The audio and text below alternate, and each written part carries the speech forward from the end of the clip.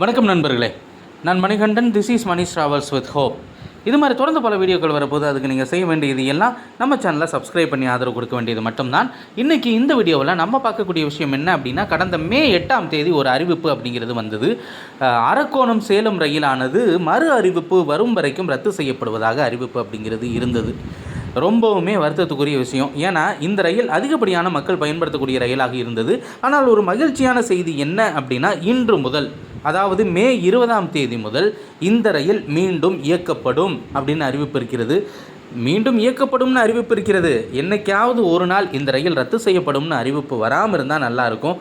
ஒவ்வொரு வாரமும் சனி ஞாயிறு தவிர மற்ற 5 நாட்களும் இயங்கக்கூடிய ரயில் ட்ரெயின் நம்பர் 16087 அப்படிங்கிற நம்பரில் அரக்கோணத்தில் இருந்து காலையில் 5:15 மணிக்கு புறப்படக்கூடிய இந்த ரயிலானது காட்பாடி ஜோலார்பேட்டை வழியாக சேலத்திற்கு காலையில் 10:50 மணிக்கு வந்து சேர்கிறது.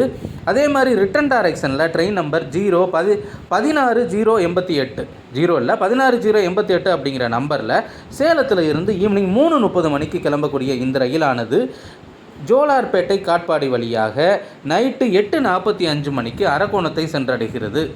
இப்போது சென்னைக்கு போகணும் அப்படின்னு நினைக்கிறவங்க அரக்கோணம் போனாலே போதுங்க. அங்கிருந்து மின்சார ரயில்கள் தொடர்ச்சியாக இயக்கப்படுகிறது. அங்கிருந்து நம்ம சென்னைக்கு போயிட முடியும்.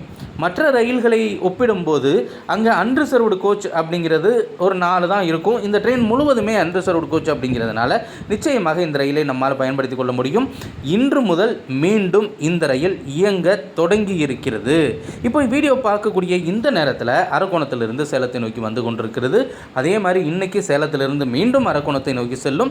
சனி ஞாயிறு மட்டும் இந்த ரயில் இயங்காது. என்ன ஒரு பெரிய கொடுமை அப்படின்னா, சனி ஞாயிறு தான் அதிகப்படியான மக்கள் பயன்படுத்துகிறாங்க.